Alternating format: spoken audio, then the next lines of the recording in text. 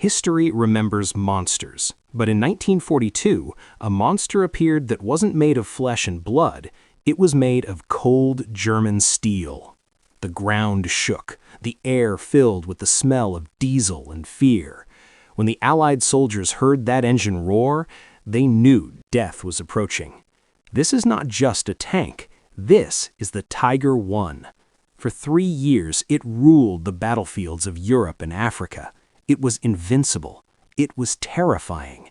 But every legend has a beginning and a tragic end. Let's go back to 1941, Operation Barbarossa. Hitler invades Russia. The Germans are confident, but suddenly they hit a wall. The Soviet T-34 tank. German shells bounced off the T-34 like pebbles. Panic spread through the German high command. They realized their tanks were obsolete. They needed a solution, and they needed it fast. Hitler demanded a heavy tank, a breakthrough vehicle.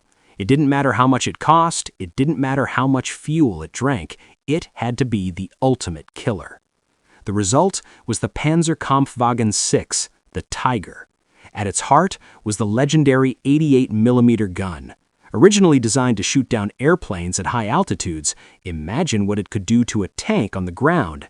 It could destroy an enemy tank from 2 kilometers away. Before the enemy even saw the Tiger, they were already dead. And the armor? 100 millimeters of face-hardened steel on the front. Allied soldiers reported seeing their shells simply shatter against the Tiger's hull.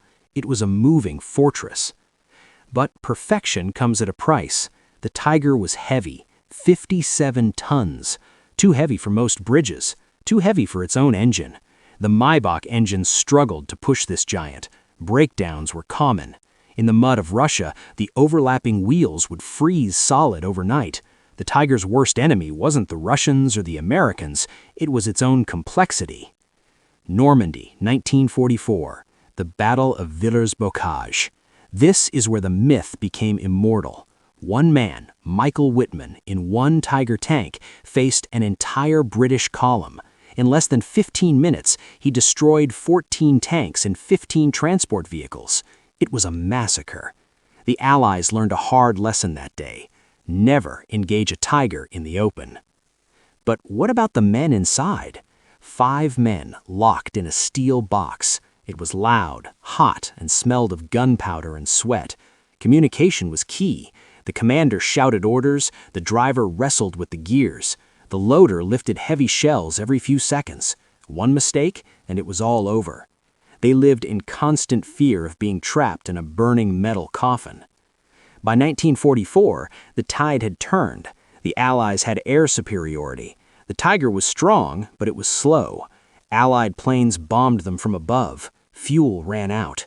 A tragic irony emerged. Most Tigers weren't destroyed by enemy tanks. They were blown up by their own crews, abandoned because they ran out of gas or broke down. The beast was starving. Only 1,347 Tigers were ever built, a tiny number compared to the thousands of Shermans and T-34s. But the fear it created lasted for generations. The Tiger I remains the most iconic tank in history. It was a flawed masterpiece, a symbol of engineering genius and terrifying power. The Iron Legend sleeps, but it is never forgotten.